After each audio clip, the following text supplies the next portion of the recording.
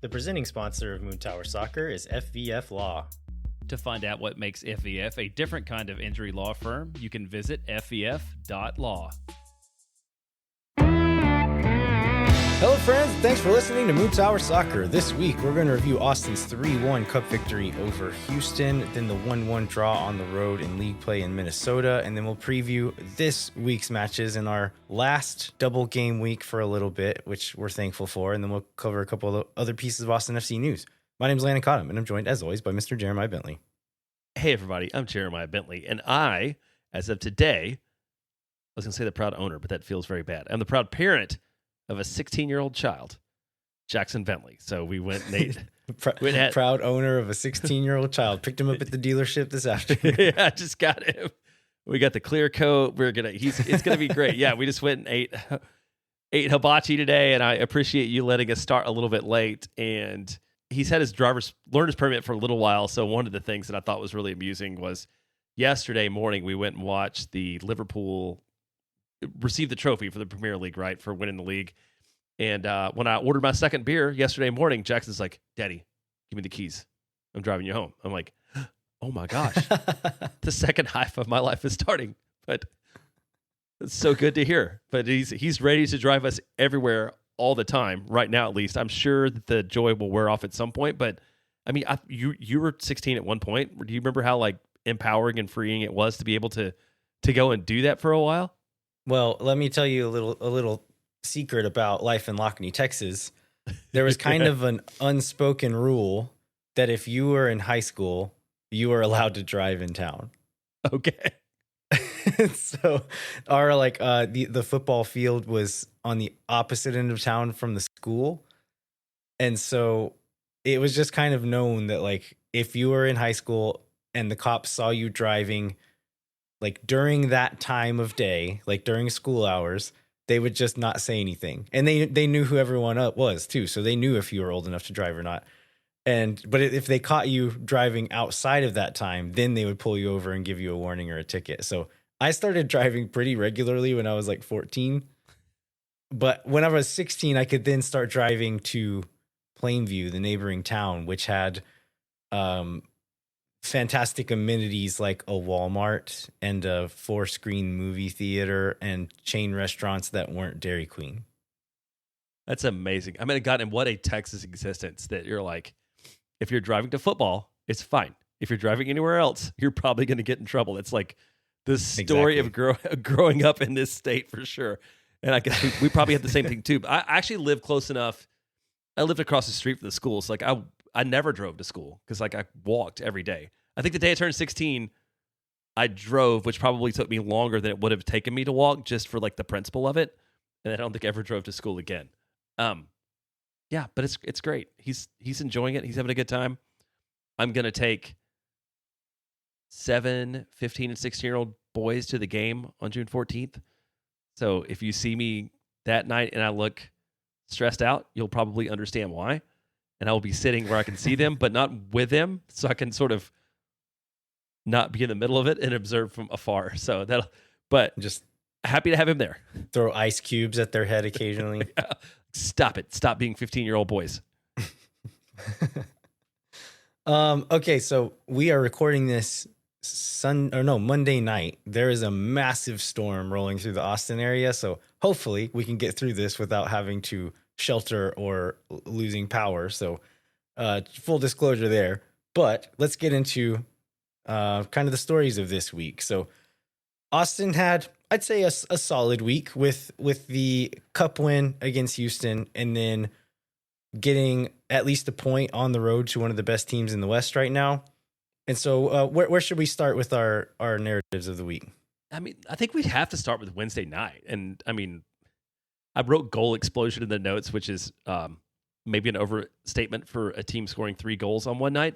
But for this team to score 3 goals on one night, it is not an overstatement at all. And I think the most exciting part of this for me is just the guys that we spent a bunch of money on who were supposed to score the goals were the guys that were involved in scoring the goals. Yeah, everything's relative, right? So we can call this an explosion, I think. Yeah, we still didn't get the win in the league, but again, like contextually speaking, I don't know that you're going to Minnesota fully expecting a win. And it wasn't the best game in the world, but it also wasn't the worst one. And we can dig into that a little bit later. One thing I want to talk about is the contrast between the Houston game and the Vancouver game. You have here that your eye test looked better than what the numbers told you. Is that specifically about the Houston game, or is that the whole week total? No, I was actually thinking the Minnesota game where I felt like my eye test made it seem like Austin was on pretty solid footing and the draw was the result Austin should have had. And I didn't feel like super worried that the second goal was going to come from Minnesota after Austin scored. But if you look at all the X goal and all the passing stats and shots and target and everything, like that seemed like a match that Minnesota dominated.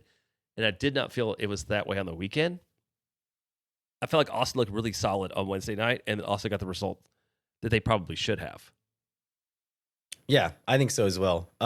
There's some interesting comments from both Nico Estevez and then Phil West and Moises from Verde All Day posted audio from Ilie Sanchez in the locker room after the Houston game.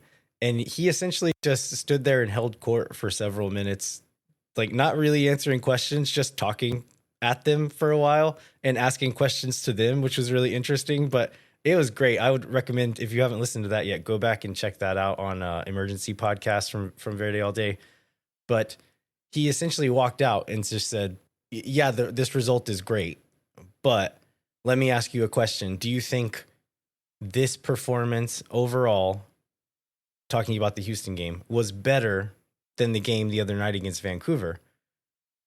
And he said, my answer is the Vancouver match was better. If you look at all phases of play and what we want out of this season, that game was better. I agree with him there. I was quite disappointed we did not get 3 points in the Vancouver match, just because of, like Ilie said, just every phase of play. Vancouver didn't get many shots away. They couldn't keep the ball. They were not hurting us in transition. And so we didn't get the goals in the back of the net, which is in the end the most important thing. But if you look at just the overall performance in a game, I do think that one was better, especially when you look at the quality of the two teams, where Houston plays a mostly rotated squad. And yeah, Austin gets the goals, but they also let Houston stay in the match longer than they needed to. They gave up that goal late when they could have really finished it off. And then they just let Houston look dangerous too often. Houston didn't capitalize on it, but they let them stay in the game longer than they really needed to. Yeah, on that point, I thought Austin looked really good, and there were not a ton of super nervy moments in terms of like losing, but I did feel like once Austin built that lead against Houston, it was a little bit mirror of the Atlanta match earlier, right? Where like Austin gets the lead and just gets kind of unfocused or loose or whatever, and just kind of undisciplined probably is the best way to put it, and like lets things happen to them. I think in the Houston one, it's a big like goals change game for sure, because we'll get into that as we go through the match events from the Houston one. But one other thing that Ilie was talking about and why he was happier with the Vancouver performance is he was talking about he said, we want to dominate games. We don't just want to get the result. We want to be able to be happy with every part of our game. And I think this is him showing their hand a little bit as far as what their ambition is for this group and for this season. And it's not just about points on the board right now. It's about building a bigger thing and playing towards a future where they can get results the way they want to on a consistent basis, and not sacrificing those principles or those goals for cheaper results now. And I think they're just being more ambitious than we're giving them credit for. Whether or not that's a good idea is a different thing, but I respect the ambition for sure. Yeah, we were talking off air about this, and I'm like, but also you need results now at some point. And maybe they're finally kind of starting to come in a way, and as Austin nears the half point of the season, maybe these things bear themselves out. I'm interested in like a note that I wrote about Ilie, and I feel like a lot of folks see a guy who's 35, 36, whatever, who like is clearly like his best days are in the past, and maybe he shouldn't play as much as he is playing. But I feel like the leadership that he provides, that he can only provide when he's like on the field and playing, to be able to do these things he's doing, are way more valuable in the big picture than maybe specifically what he does in individual moments. And I'm super interested in how you feel about that.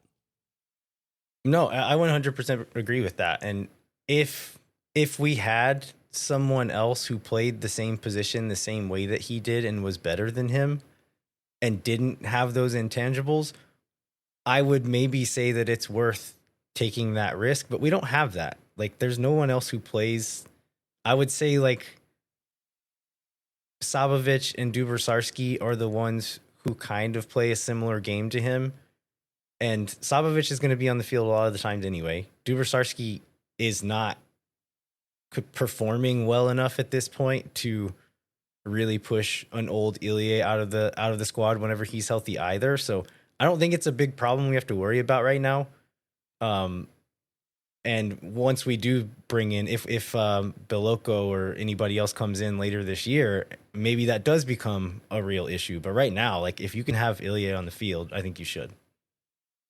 Yeah, I totally agree with that. And I think that whatever he provides is pretty unique. And I think about when Alex Ring was the captain, and he was a guy who had seen his better days, but I feel just that Ilie's approach to the game is more philosophical than Rings was. And like Ilie, it's now going to try to overdo things. So I feel like, you know, he's better to be in that role now than any other captain we've ever had before. And I also kind of like that, like, being the team captain is not such a emotionally dramatic thing like it was, right? Like, Ilie comes off the field and he gives it to Julio, and Julio's fine. Or maybe it's Brendan Heinzike, or maybe Brendan Heinzike starts with it and somebody else gets it. But it does not have all the emotional drama associated with it that it did have in the past. Yeah, if he comes off the field, he's going to put the band on your arm, give you a kiss, and then walk off the field. Right. And look very handsome doing it the whole time. We are now almost through this insane month of May where we've had 2 games every week. We do have that again this coming week, but after the San Diego game, it's then Saturdays only for a pretty good little stretch, which I'm looking forward to. I know the players are looking forward to it.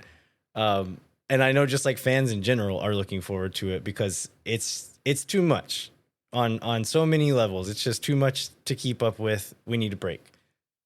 But some positives coming through this now are Mikael Dessler gets a few minutes in Minnesota, so he's ready to play games again. Seems like Danny Pereira is close to being available as well. I imagine, again, we're recording this Monday. I imagine we'll get an update tomorrow during Nico's media availability. And then I imagine Robert Taylor will be back not long after that as well in the next week or two. So it would have been nice to have those guys in the last couple of weeks when we were in the heat of all of this stuff, but I'm not going to be upset about getting them back now. Yeah, not at all. I mean, and given with the Western Conference and where it is, Austin has dropped a couple spots in the table over the last couple weeks, but meaningfully, like, nothing has been lost. And I feel like Austin finally coming through this. We've got guys coming back and nobody else going out due to injury. I wanted to say Austin got through the stretch healthy, which is not necessarily true.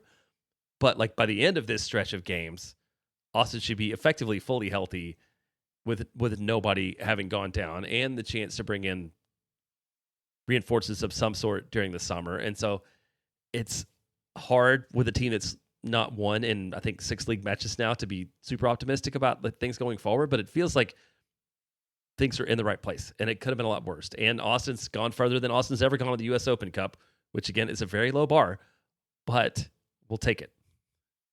Yeah.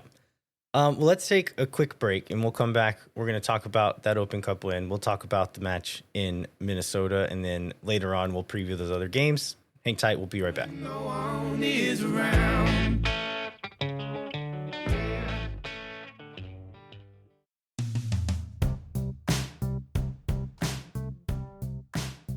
Moontower Soccer is brought to you by our friends at FVF Law, the official injury lawyers of Austin FC. FVF is a different kind of personal injury law firm dedicated to community transparency and client education. And they have their own podcast called Summary Judgment. You can check it out wherever you get your podcasts. You can go to FVF.law to find out what makes FVF a different kind of injury law firm and why understanding your legal options can dramatically change the outcome of a case. Once again, that's FVF.law. Amplify Credit Union is a member-owned financial cooperative that served the needs of Central Texans for over 5 decades. As a credit union, Amplify has no shareholders or parent companies. That means more of your money stays in the community. Amplify has been the home of fee rankings since 2022. Their free checking accounts come with 0 overdraft fees or minimum balances. That means Amplify's fee-free checking accounts help you get more mileage from your everyday spending. Amplify membership is open to any Texas resident. Learn to trust your bank again at Amplify Credit Union. To learn more and to register for free parking at the Amplify Esperanza branch on game day, go to www.goamplify.com/moontower-soccer.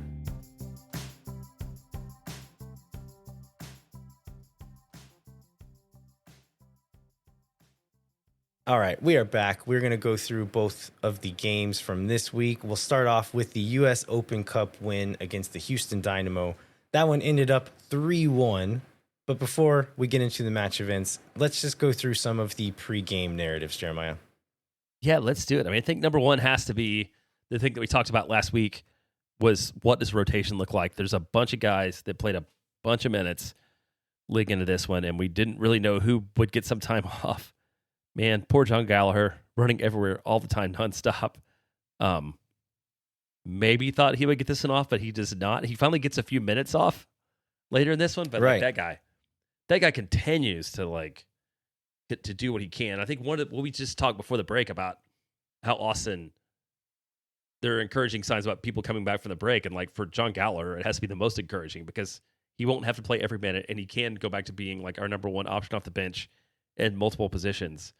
So for sure, that was a question. We also mentioned there was a chance to go further in the U.S. Open Cup than Austin has ever done, which really means winning 2 games, which Austin has never done. And then I think the other one was would Austin go for it, which is most evidenced by would we see Steph Cleveland or Brad Stuver in goal on Wednesday night? Because it's somewhat of a tradition that you let your backup keeper, who doesn't play a lot but spends a lot of time practicing, playing things like this cup. Austin did not do that. And we saw Brad Stuver against Houston, which sends the sign that this club is very serious about this tournament. Yeah, we saw Stuver get the start. You'd like to give your backup the chance to play, but in the few games that he has played for us, he has not done that great. I can imagine they would have been nervous to throw him back out there after a rough game that he had before. So, yeah, they put Stuver in there. In the starting 11, I think it was probably 3 players away from what you would call our best available players. And I think it was mostly just guys who had played a ton. And then when asked about starting Vasquez up top, but not starting Uzuni, Estevez was essentially saying that was also just minute management, that Vasquez suffered a little bit of a knock on the weekend, and they knew they didn't want to play him a full 90. And so knowing that we're going to have to sub him off, if this is tied at the end, we're going to go a full 120, then let's keep Mircho off because he's also played a ton, and we can put him on at the 9 whenever Vasquez needs to come off, and then he can play potentially a full 90 at that point as well. And so it seems like all of it was sheer minute management and not, okay, let's rest and not take this as seriously. Yeah, this is a departure, I would say, definitely from previous coaches where you would see some just more overall rotation from the lineup. And I think it also maybe just be the depth of this roster. Austin is just deep enough to be able to play everybody 70 minutes and then give them a little time off and then flip it a little bit and still turn out okay and not be sort of too overwhelmed at the time because of the build. And mostly have enough players at various positions to just barely get through it, right? So we don't see a Riley Thomas. You don't see Irvin Torres. You don't see some of the people that in the past we might have had to see because of the lack of depth in this one. So Austin gets to field a pretty full roster, and numbers wise,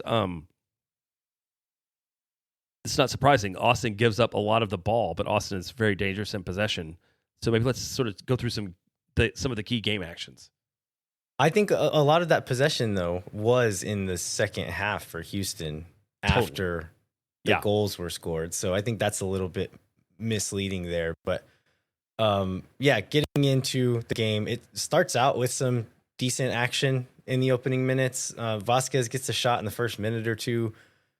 And then Kowalczyk hits a shot that gets deflected and then ends up bouncing off of the crossbar pretty early there as well.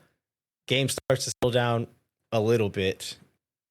In the 11th minute, something strange happens where Biru wins a ball off of Escobar, their right back, in our defensive corner.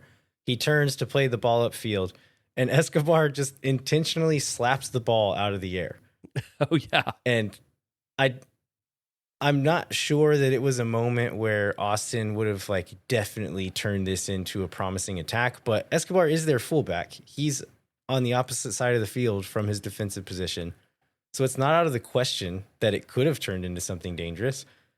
And in any case, it's a very cynical and intentional handling of the ball. The ref saw it and did not give him a card, walks across the field to talk to him. That makes no sense to me, and this will be one of many refereeing decisions that don't make sense, both for and against Austin. I think we were the recipients of some fortuitous bad calls on our end. Yeah. That this guy just had a weird night. Yeah, no doubt. It was not the best evening from the ref. Maybe he was also in Open Cup mode and not fully focused on the league. But well, let's go to the first goal, man. That was, to your point on it, on goals changing games. We get a great Brandon Vasquez goal, and the thing I'd written in the notes, sort of kicking it off, is from last week too. It feels like we're finally getting the Brandon Vasquez that we all hoped for, which we honestly hadn't seen that much of, for the last year or so in Mexico. But it makes me excited about what we might see from him going forward. Yeah, so this one comes from John Gallagher, long throw in. It gets headed back out of the box. Svatak comes in to head the ball back into the mixer and almost kills Bukari doing it because they were both kind of in that area going for it. The left back Andrade throws a leg at it to save it from going out for a corner, but in doing that, he keeps the ball in play. And so Cascante runs over, recovers it, and is able to lay it off to Gallagher. He puts a cross in to the box. It falls a little bit short for Vasquez, so Vasquez kind of lunges forward, and his first touch punches the ball down into the ground and up into the air. And this is where I think this play gets really impressive. So as the ball's in the air, he goes through the motion of winding up as if he's going to do a full-on overhead bicycle kick. And the defender believes that that's exactly what he's going to do because the defender on his back jumps straight up in the air. And as he does that, Vasquez just lets the ball fall onto what would have been his shooting foot and just takes a gentle touch towards the inline and turns and gets it, just smashes it at the far post. It's a really tight angle. And there's not many great camera angles on it, but he threads that needle perfectly, and I don't think it was deflected in. I think it was on path the whole time, and if it got deflected higher than it was going to go, but I don't think it changed the angle of the shot. So it really, really well done from Vasquez to turn and create that shot for himself, but also just the shot itself was really well done. Yeah, I think that's the thing that's encouraging from him recently is for the first part of the year, we had a lot of attackers with a lot of good ideas and poor execution. Well, maybe not even a lot of good ideas, a lot of ideas with poor execution. But this is both a good idea and good execution. And I think it's a trend that we would see in most, if not all, of the goals from this week. Is the thing that ties it together. You finally see this club unlocking a little of the potential that we've talked about, that Nico specifically has talked about, and people haven't necessarily seen up to this point in time. And then also just things kind of breaking our way, like that luck/chance element where some of this stuff didn't have to work. Like, even though they did a good job and did things right, it doesn't always have to work out in your way. And it did a few times this week. Finally. So the rest of the first half, Houston have some sustained stretches in their attacking half, but not creating many dangerous chances. Austin is winning balls in the midfield and creating transition moments, but also not creating too many dangerous moments. The half ends 1-0. It was a pretty weak Houston starting 11. They had rotated quite a few guys in the first half. But then at halftime, they put on Jack McGlynn, who he did a lot of damage to us in that first game in Houston. And so I was nervous about this. And apparently I was right to be nervous because he forces a full extension diving save from Stuver in the first 25 seconds of the second half. And then I think puts in another dangerous corner right after that as well. But the game definitely changes with him on the field. They start the half with a few chances that probably should have amounted to at least one goal. And we talk about goals changing games. Like, this could have been a really different game if Houston does score one of those and it's 1-1 instead of what ends up happening. And Austin does get that early-ish goal in the second half. So I think that's part of the reason why Ilie and Nico were saying this wasn't a perfect game. Like, we could have done a lot better. And part of it was just Houston not rewarding themselves for creating some good chances there early. But luckily, Austin does get that second goal in the 56th minute. This is a Bukari penalty. So the sequence starts with a Stuver goal kick. Houston actually wins the ball, but Kowalczyk mishits a backwards pass that just goes perfectly into Owen's Wolf path. And so he just picks it up and starts driving at Houston's goal. Owen leads Obrian into the box with a pass, and he tries to like square it to the other side of the box to Vasquez. It didn't look like the pass was going to end up anywhere near Vasquez, but Escobar, their right back, slides in to block what I think he thought was going to be a shot from Obrian. So he slides, and when Obrian hits it back behind him, he touches the ball with his hand. I'll say that for now, and they give the penalty. Do you think this should have been given as a penalty offense? Well, I do. And originally when I watched it, I'm like, oh yeah, of course. Then when we watched the replays, I'm like, well, maybe not. But it feels like a play that was like unfortunate to the defender that it ended up where it did. But I don't know how you don't call that a penalty. I'll give the caveat here of the replays on Paramount Plus are such poor quality that it's like difficult to tell who players are. A lot of times, like, you can't even read the numbers on their back. And so I'll say that before I say what I'm about to say. But from the replays that we watched, I feel like it hits him in the hip and then his hand comes down and brushes the ball. But it doesn't seem like his hand changes the direction of the ball or anything. So I feel like it's a little bit harsh to give a pin for that one. But there's no VAR in the Open Cup.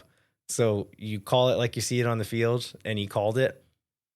I mean, we just talked about this same guy just slapping a ball out of the air. So maybe it's a little bit of karma coming back and saying like, okay, I didn't punish you for that one. I have to for this one.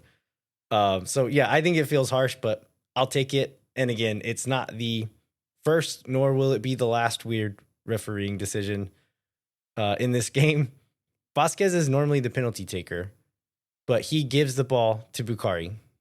Bukari steps up, super calm, takes the shot, scores, celebrates by tapping the badge. And then this is my favorite part of all this is that Vasquez confirmed after the game that, yeah, I gave it to him. He deserved it. He's been working really hard. He deserves the reward of scoring a goal. And then as soon as it goes in, everyone's swarming Bukari and like celebrating him. And I think that's really cool. That's like a special thing to have a guy like Vasquez, who strikers aren't always known for being generous people necessarily. And to have him say like, okay, I'm going to lift up my buddy. I'm going to give him the confidence of giving him this penalty. And then I'm going to celebrate him and make him feel really special afterwards. And so Bukari is tapping the badge, looking up into the supporter section. And then before kickoff on the broadcast, you can see he just goes up and gives Vasquez a really big hug before play starts again. Yes, so to your point on looking at the bigger picture, that feels like Brendan Vasquez also looking at like what the bigger picture of what it might mean for this club for Bukari to finally get himself unlocked. And that was one of the things I wrote in the notes after this one. Is like, this is 2 solid matches in a row from him, and we will see another solid match in a row and from him when we get to this weekend. So like, it feels like finally these kinds of things that we talked about from him are being unlocked. It's good to see. And also, if you're listening, I signed up for Paramount Plus just to watch this game. If somebody could remind me to cancel my subscription before I spend another $13, that would be awesome too. I did feel like that ball hit him in the hand first, but the broadcast was terrible. And I don't know what else they have to offer, but I don't want to watch it. So, like, note to self, cancel Paramount Plus. So the third goal comes just a few minutes later in the 60th minute. This one is Ilie Sanchez. Dubrsarski picks off a pass in the midfield, chips a little ball forward to Obrian on the left touchline, and then he does a little 1-2 with Owen that puts Obrian through behind the back line. He plays the ball into the box. Again, I think he kind of mishits this one. I kind of think he's trying to cross it to Vasquez on the back post, but doesn't hit it cleanly, and the ball just kind of falls to Bukari on the near side. And this is when, again, the magic kind of starts to happen, but he's able to gather the ball. He has 2 or 3 defenders in his vicinity. He just puts his foot on the ball until Ethan Bartlow, one of their center backs, gets right up on him. And then he touches the ball behind him and whips around and just has the acceleration to push past that defender and get to the ball first. And it has the strength to then hold the defender off long enough to when he can cut the ball back towards the penalty spot. So I think he megs one of the defenders, and then it falls perfectly to Ilie near the penalty spot, and he just calmly side foots it into the goal. And it's not the hardest shot in the world, but with the ball coming at pace like that, there's some technique there, and Ilie doesn't shoot the ball a lot, so good on him for keeping it down and staying calm on that one. But again, he scores, and Ilie is sure to celebrate his teammates first. Before he celebrates himself, he celebrates the guys who made that happen, who set that play up that allowed him to score an easy-ish goal. So, love seeing that too. Yeah, that kind of goes back to everything we've said about Ilie. Well, today on this show, and then I feel like everything we've said about Ilie since the moment that we found out he was going to come to Austin, it's just all these things that he does that makes his team better in the aggregate are important. And the next goal is a Houston goal. It's a Ponce goal. And I was going to say with him and McGlynn coming in, like I've added people who are my personal enemies, even though I don't know it to my list. I think it's both these guys. Person number one on that list we'll talk about on on Saturday's match, because it's the guy that scored the first goal, and I hate that guy every second all day long. But yeah, sorry, go ahead. Yeah, so after Austin gets that third one, they immediately make some subs. They put Uzuni, Sabovic, and Kolmanic on, take off Vasquez, Obrian, and Ilie, and switch to a 5-2-3 shape in defense, which we would see again in Minnesota. But yeah, the Dynamo ends up getting one back in the 70th. And I think there's maybe some miscommunication or just some misreading of the moment from Kolmanic here. Maybe because of switching of the shape, but he wasn't on the field before, so it's not like he should have been confused about what he was supposed to be doing. But they play a ball behind him a little bit too easily, where, they'll use those wing backs to push high on guys receiving it wide, but he had a guy standing directly behind him and just didn't drop back into the line. And so it was really easy to play a ball in behind and keep him on side. And so a cross gets played in. Andre Linger is running up the middle of the box. Svatak spots him and kind of attacks that area, thinking he'll go try to win the ball before Linger gets there. But the ball goes right over his head and falls to Ponce, who Svatak had been marking until he left to go attack Linger. And Ponce heads it in. A little bit too casual there from Austin in the build-up, and then just kind of a misreading of the ball in flight from Svatak. So the 3-goal cushion makes this not a huge deal. But again, like, Houston could have scored earlier. This could have been 3-3 instead of 3-2, or if they score earlier, maybe we don't get this other one. And so I think these are the reasons why this wasn't a great performance all around. But that's the luxury you have when you've scored three goals before they get one. Yeah, God, man, can you imagine? I mean, I don't want to. I did a little bit on that night, but doing this show, if that thing had turned from 3-0 to 3-3 because Austin got so loose in the last 30 minutes of this performance on Wednesday night that it ended up that way, because there was every opportunity in the world for it to work out that way, and luckily it did not. But this is not one where like, oh, Austin's fourth and fifth goal appeared that they were to be coming. Like every goal after the third Austin goal was gonna be a Houston goal. Yeah, so Houston, towards the end of the game, they have everyone push forward. Their center backs, when they have the ball, are standing, I don't know, 30 yards from the goal. And they just have everyone up there. They create some nervous moments for Austin, but are luckily unable to capitalize on any of those. So the game ends 3-1 for Austin, but not before a few cards go flying late on. So I titled this section of my notes, Extracurriculars. And so Brooklyn Reigns gets a red in the first minute of stoppage time. On this one, Uzuni steals a pass near midfield. He dribbles Jack McGlynn and then is driving towards goal, pushes the ball out onto his left foot into space to create a shot. Reigns comes up on him from behind, and Uzuni goes down. They give Reigns the second yellow. On the replay, there's not a lot of contact here, but he does have a big handful of Uzuni's shirt.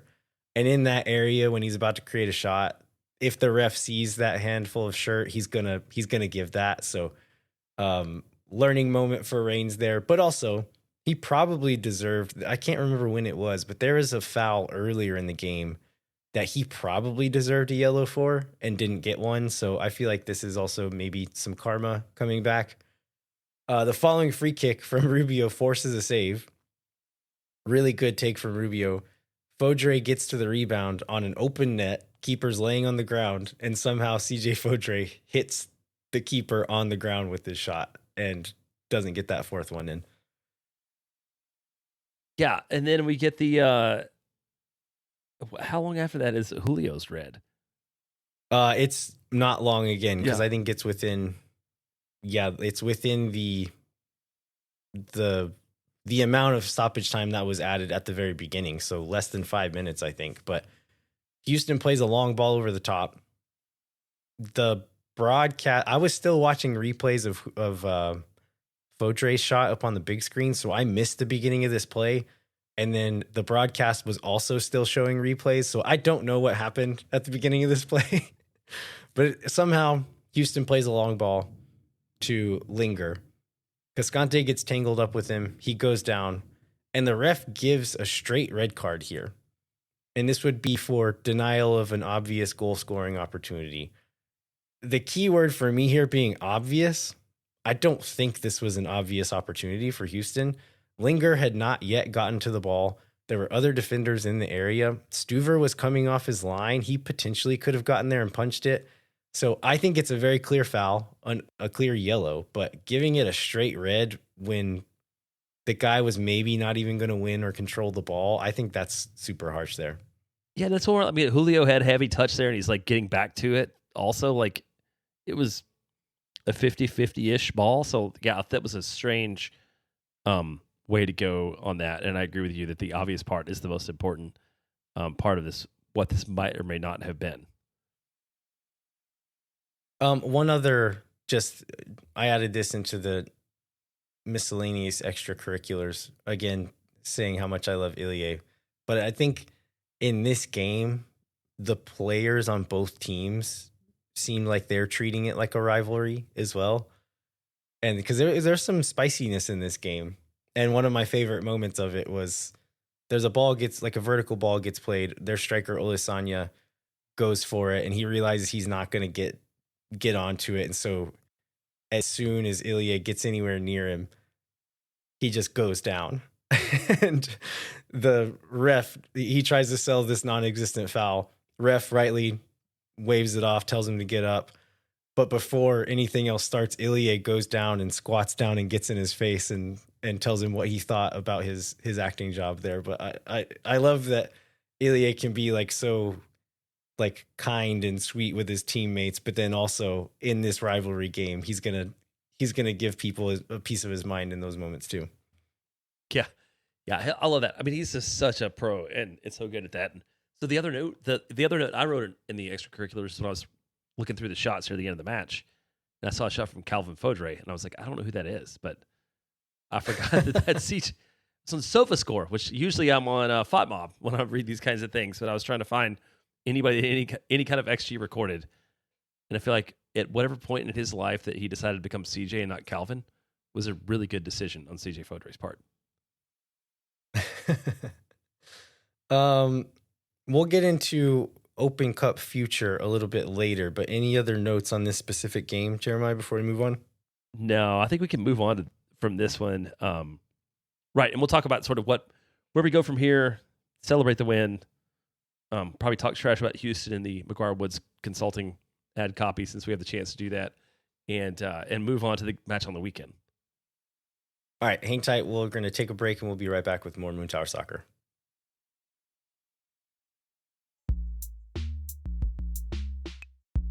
Moon Tower Soccer is brought to you by Sage Wilson Realty. The Sage Wilson team is made up of Austin experts who are client-focused and have over 30 years of combined real estate experience. Our friends at Sage Wilson Realty are giving away 2 tickets to an upcoming match. You can fill out the form in the show notes for your chance to win. If you or someone you know or need Sage Real Estate advice in Austin, talk to our friends at Sage Wilson Realty. Be sure to check them out online at sagewilson.com. Our premier sponsor is McGuire Woods Consulting, helping clients in the public affairs space from lobbying at the local, statewide, and federal levels to digital and communications campaigns across the country. And if I remember right, either today in our world or today in the real world is like the last day of the Texas legislative session. So hopefully the McGuire Woods team is getting like a well-deserved like hot cocoa and nap sometime soon from having to deal with everything that goes on at the Texas Capitol building. McGuire Woods Consulting has offices in 10 MLS cities, but only supports this podcast because Austin FC is the only Texas team in the quarterfinals of the U.S. Open Cup. And also the leading team in the table, because I believe that we're 9th, 10th, and 11th in the Western Conference right now.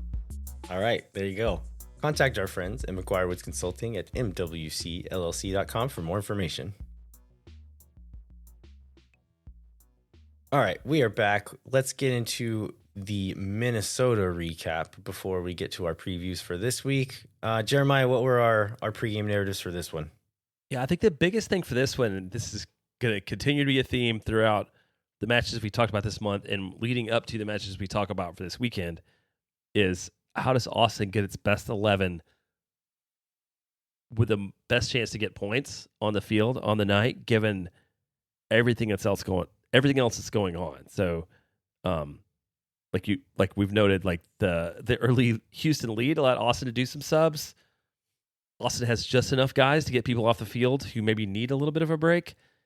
But really the challenge of going on the road against the top team in the West, given that the results haven't been that great lately. So Austin can't afford to.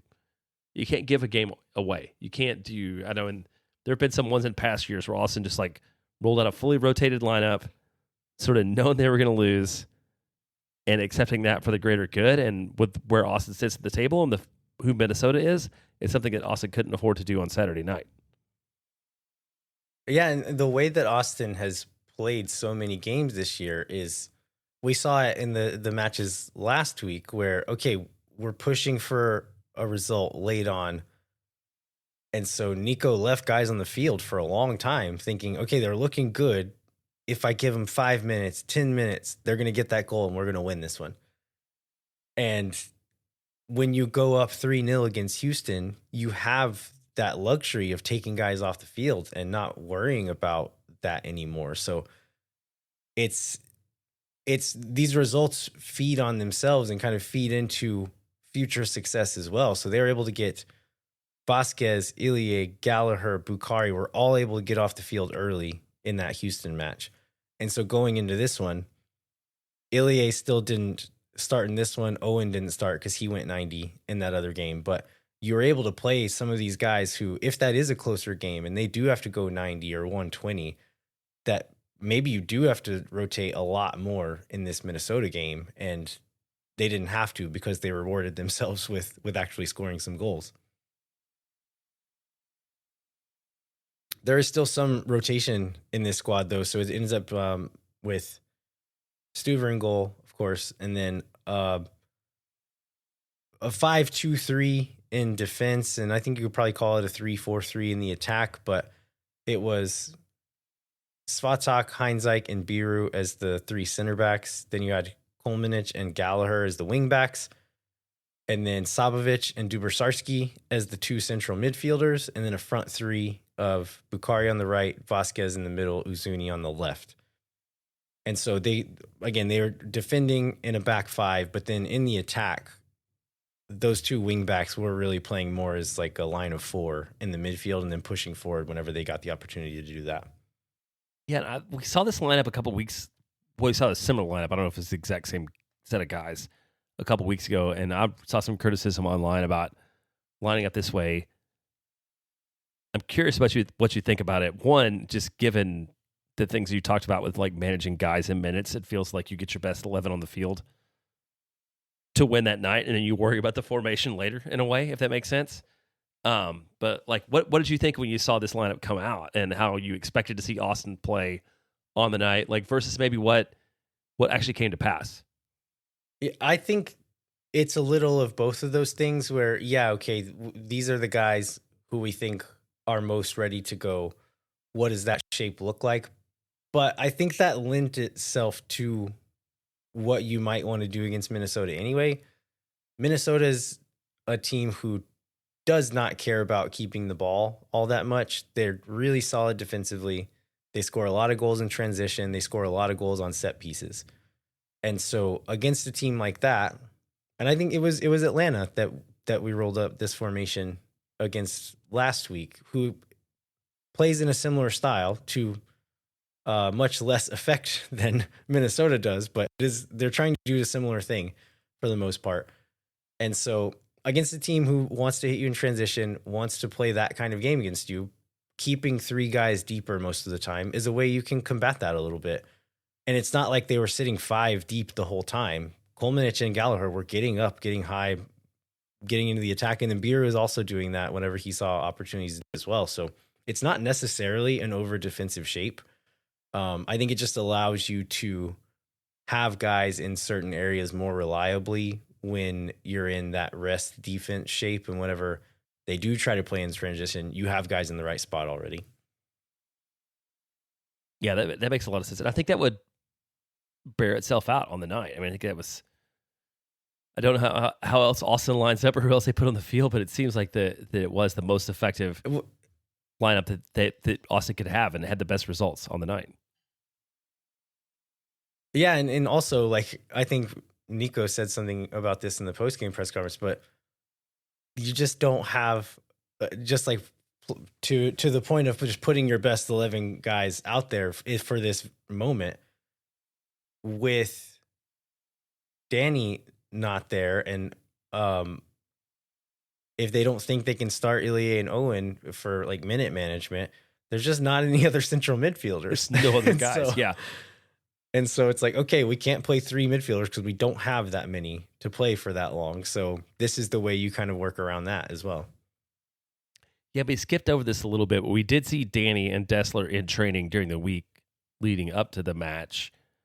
But Nico seemed very clear that it was a little bit like, we're not training that hard because there's a bunch of games. Like, don't overthink what you might see out of them. And so it was good to see a few minutes from Dessler, but was not surprised to not get more than we did out of them on the night. Yeah. So Minnesota gets a pretty early chance in this game. Robin Lod gets a shot from, 5 yards out, 4 yards out. Luckily, it's really weak, and Stuver's able to save it. So nervy moment early there. And then they do get their first goal in the 16th minute. So there's a corner, gets headed out of the mixer, but falls to a Minnesota player who's able to put a ball back in to the far post really quickly. and Michael Boxall is at that backside. He reacts first and gets to it before anybody else can. And Gallagher gets to him by the time he gets to the ball, but he's on the wrong side and can't really do much to push him off. So he gets a more or less an unmarked header from so close to the goal that his follow through from the header actually lands him inside of the goal. And so there's not much, once he gets there, there's not much you can do. I thought like on the first watch that maybe Gallagher should have done better and been on the other side. But on the rewatch, I realized that he actually comes from marking another guy to even get that close to him. And so he did what he could, but in the end, someone else probably should have been marking him. But also, Minnesota just reacted really well to the recycling of that ball. There's a reason they have been so dangerous on set pieces. And so you have to play to another level to keep them out on those. And Austin didn't do it in this moment. And then also leading up to this, there was a miscommunication from Heinzek and Svatok where they should have cleared a ball out of the box, but instead put it out for a corner. And that's what leads to that moment. So some messy play giving one of the most dangerous set piece teams in the league a set piece, and they end up punishing you for it. Yeah. And then they almost get a second one a minute later or so. So Svatok gives the ball away just with a loose touch and build up. We fight back, recover it, but then Dubrsarski gives the ball away again on the edge of our own box.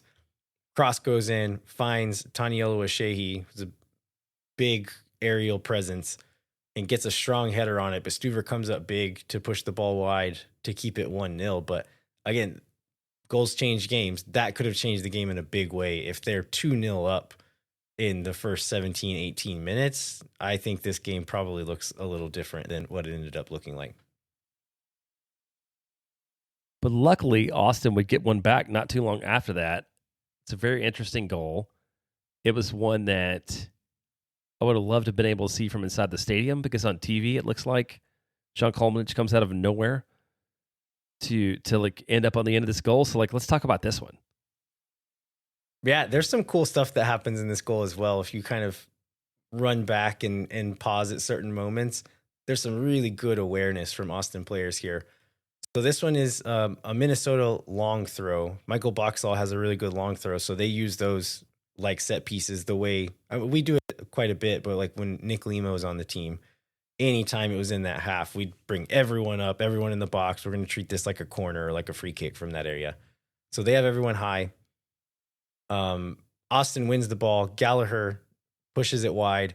He's able to play a really nice ball over the top to put Bukari into a ton of space because all those defenders had pushed up for the set piece.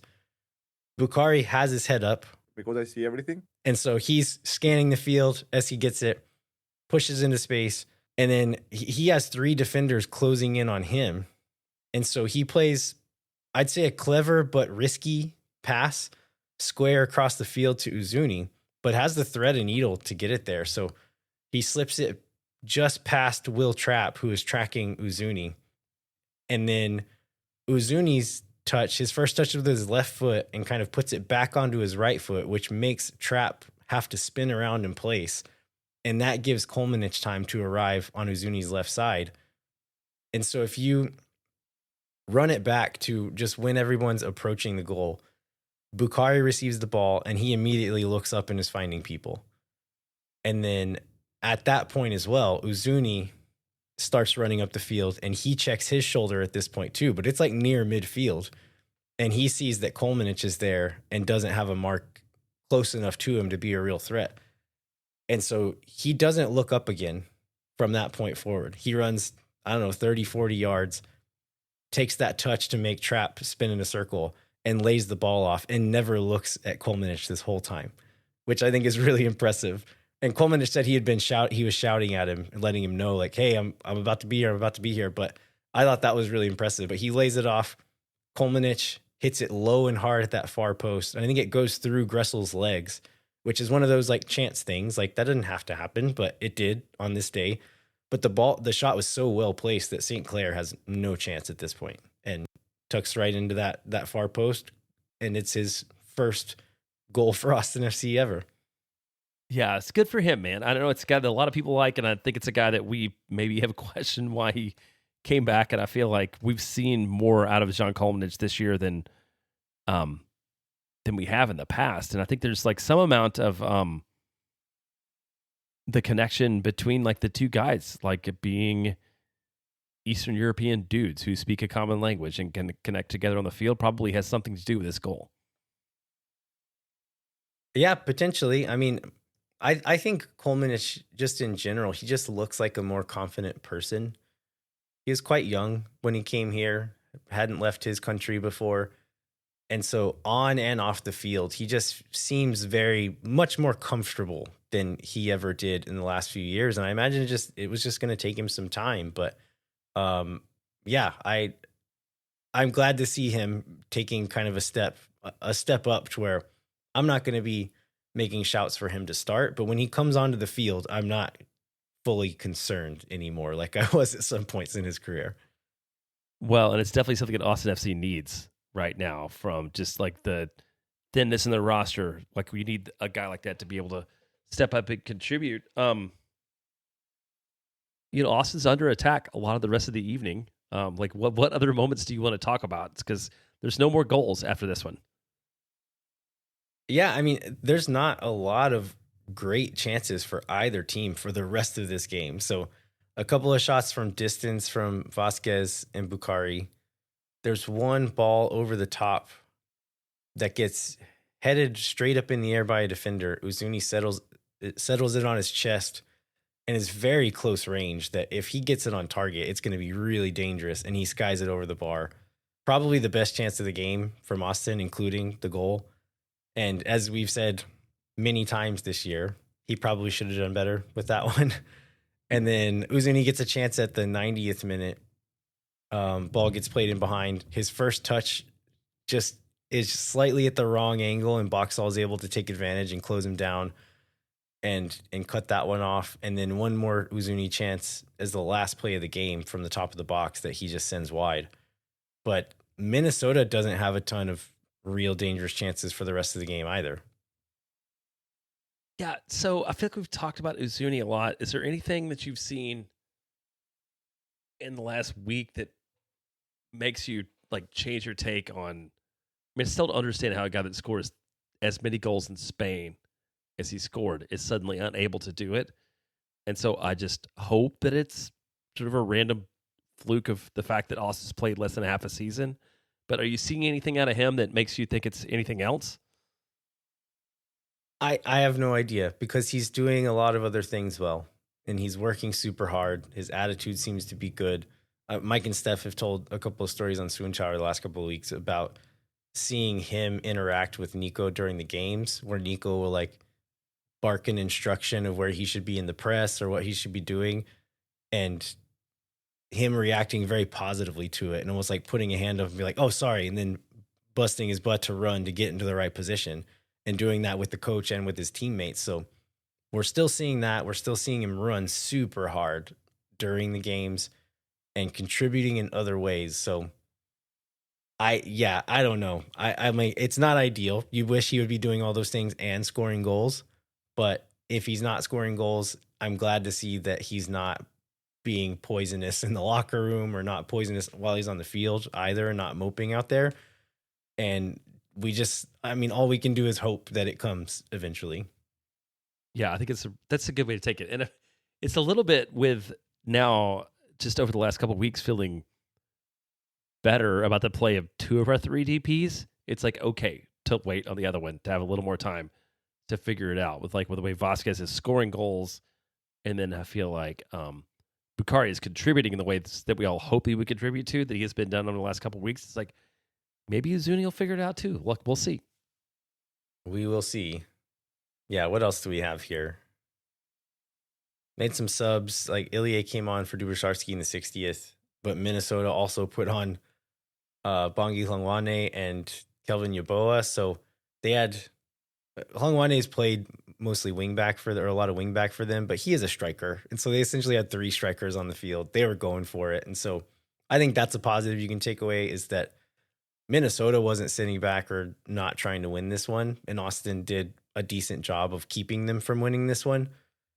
As we said before, Dessler comes on for 6 or 7 minutes at the end and at least gets a run out. Hopefully that steps to him playing more and more minutes. But Not a super sharp game, but as I think Nico said in the post game, that you always know it's going to be ugly against Minnesota. And so you can kind of look at it through that lens and say, like, okay, it was ugly, but we still got the result. I still think Austin could have been a little bit sharper and had a chance to maybe steal 3 points here. I don't know that they necessarily deserved the 3 points, but I think it could have ended that way. So Yeah, well, how do we look at this result in the grand scheme of things? Like, how do you feel about it, or how should we feel about it? I mean, it's hard to feel. We can talk about this when we get into the RSL preview, but like it's hard to feel really good about playing the month of May without winning a league match, which continues now as of through the 26th. But just in a not even in a vacuum, getting a draw on the road against one of the best teams in the Western Conference is like objectively a good result. No matter how like it may or may not have happened otherwise. Like you have that's the kind of result you need to get in order to finish in the top half of the league. And now you need to come back home and win against somebody else who's not doing that great in order for that to pay off. But I feel really positive about it. How about you? Yeah, I did too. I mean, it's you want points, but I think you're being greedy if you're if you're saying you Totally. want 3 on the road at Minnesota. So this leaves us 9th in the West. It's still pretty tight, but there does seem to be a line kind of forming of the playoff contenders and the non-playoff contenders, and it's still early enough that one or two teams could switch positions in those two groups. But Austin is right on the cusp. They are the line essentially, and so if we can start getting some wins that we should win, then a 1 point result on the road in Minnesota looks pretty good in that regard. But if we don't get those wins, don't start getting the results that we should be getting, then a 1 point result in Minnesota is nice, but it's not enough. Yeah, I think that's absolutely fair. Like, man, I feel like since 2022, every result we've talked about that's like a decent result is like in the context of, but we need something else bigger down the road. And to date, those have not happened. But hopefully we'll see something bigger down the road this time around. Yeah. Should we get into previewing what's to come? Yeah, let's do it. Let's talk about the Open Cup real quick first. So we mentioned for Austin beat Houston. Austin moves on to the round of 8 for the first time ever. It means in July, Austin will play against San Jose. And then there's a weird series of events that happen for Austin to need to play the semifinal at home because, like you talked about before we came online, like it's just ping pong balls in a bowl. But maybe talk to like what happens after this one. They essentially drew ping pong balls to determine what would happen from here on out, and so they did hosting priority, and so Minnesota won the number 1 spot of hosting priority. Austin got the 2nd spot.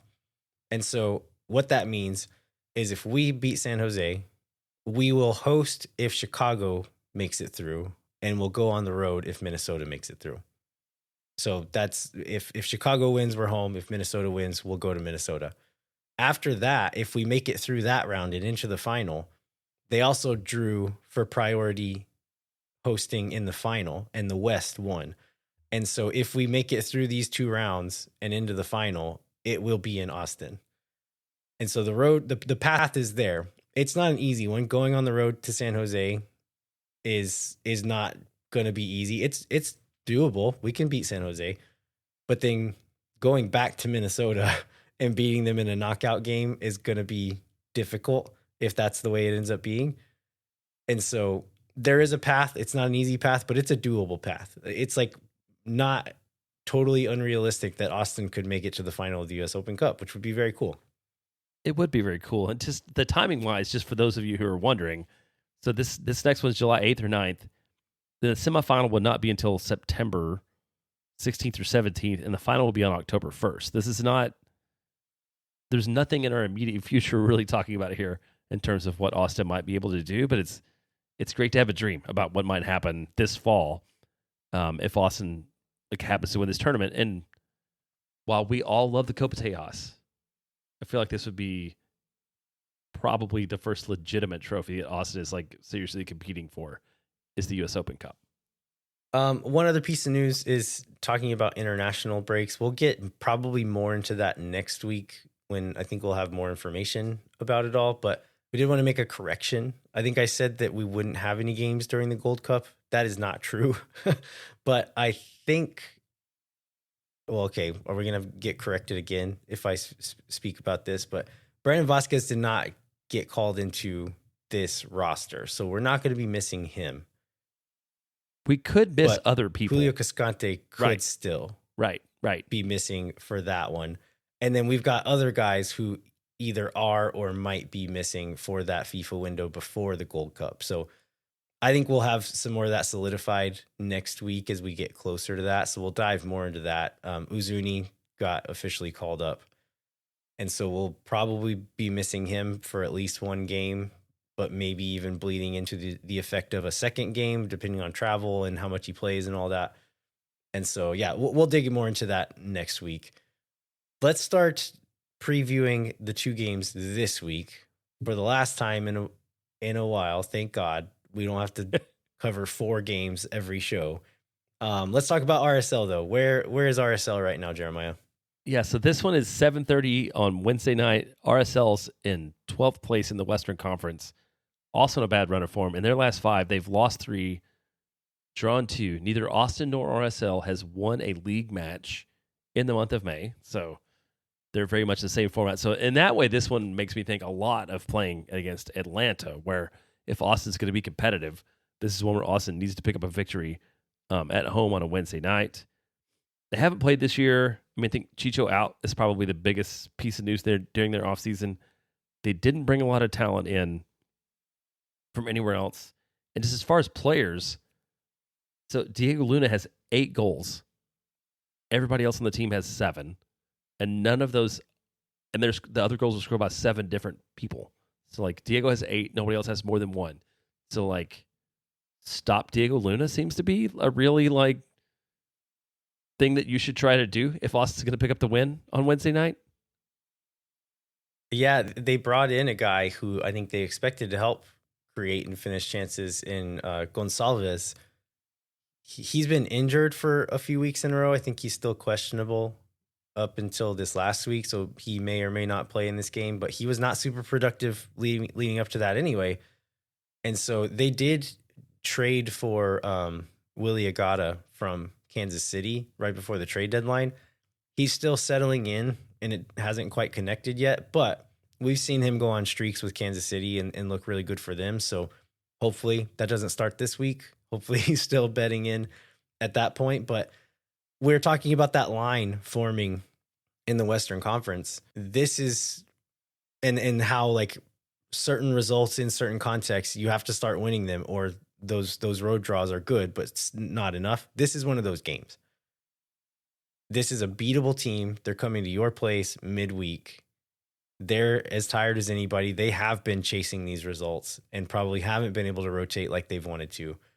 So this is one of the ones. If Austin wants to show who they are, if they want to dominate, like Ilie says that this team has ambitions to do, this is the game you need to win.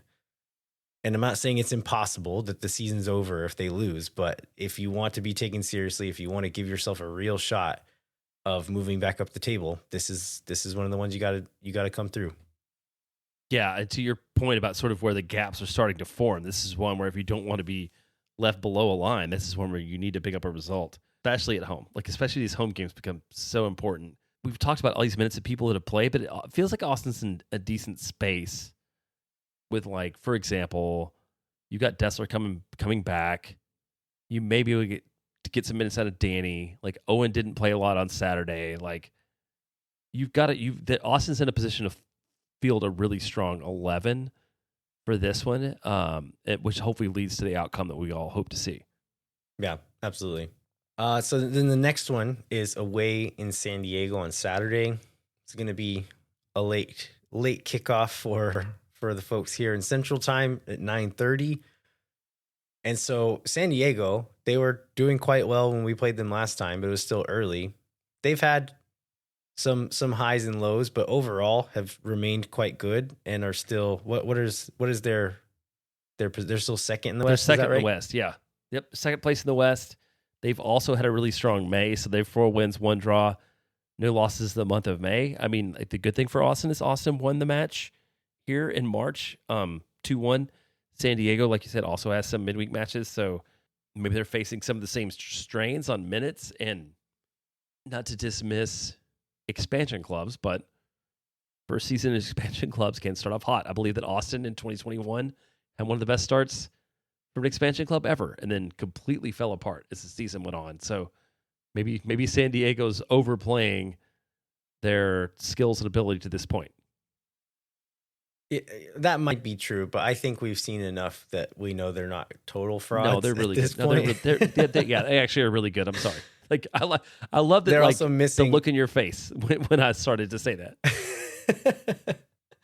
They're missing Chucky Lozano. Last time we played them, he's now back and has looked pretty good. Anders Dreyer has still been their best player for the most part, and so having to key in on the same guy we did last time, but then know that Lozano is on the other side of the field as well. That's rough. I think they were missing one of their better center backs last time we played them. They should be having their strongest pairing back there this time as well. So it's going to be tough. But Austin has won some tough games on the road and had some big performances. So maybe they'll have to make it ugly and not necessarily win the way that Ilie and Nico want them to in the long run. But I think this is one of the ones where you can justify doing that probably. Yeah, this one you can't get back to the, I don't want to say it's cynical, but the pragmatic 1-0 victory on the road where Austin keeps tight and keeps its shape and hits one on the counter, I think is probably the best outcome that we can hope for on the night. Yeah, and I don't expect them to necessarily like sit and bunker, because they kind of were doing that earlier in the season, right? But I expect it to maybe be that more pragmatic shape of when you are attacking, you're not throwing everyone forward all at once, and you're keeping 4 or 5 guys back sitting deeper, ready to stop a counter and things like that. So that's the way I expect to see the pragmatism. If it turns into bunkering because that's what San Diego forces the game to be, do it. Like, do it. Do whatever you need to. I don't think you should aim for that, but if that's what it turns into, then go with the flow, win, get a point or 3 any way you can. Yeah, this is one where don't overthink this one and try to steal those away, which Austin has honestly often been really good at doing in the face of like evidence. I feel like it would not be strange for them to get a result that was not expected based on the table, and that's not whatever frustrates Austin fans. I feel like it's the not beating Atlanta at home or like going on the road against a bad team and losing or whatever. It seems to be that's more common, but Austin seems to play up or down to its competition a lot in the history of this franchise. Yeah, hopefully they play up in this one. Anything else, Jeremiah? Are we done here? No, let's go ahead and close it out. All right. We'd like to remind you to rate, review, and subscribe wherever you get your podcasts. I want to remind Patreon folks, we're going to try to send that stuff out in the next week or so.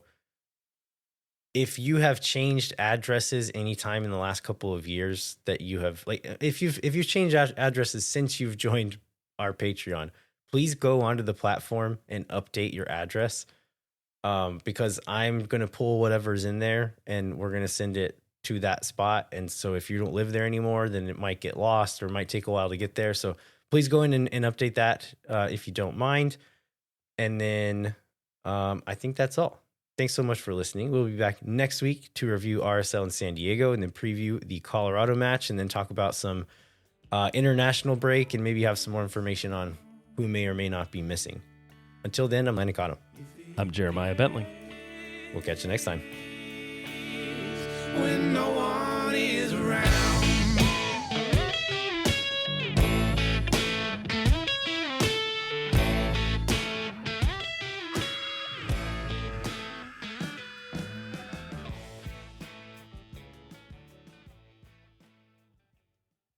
Thank for nothings. You never. La gente. Oh my God. Because they love cheap boom boom sauce. Yeah.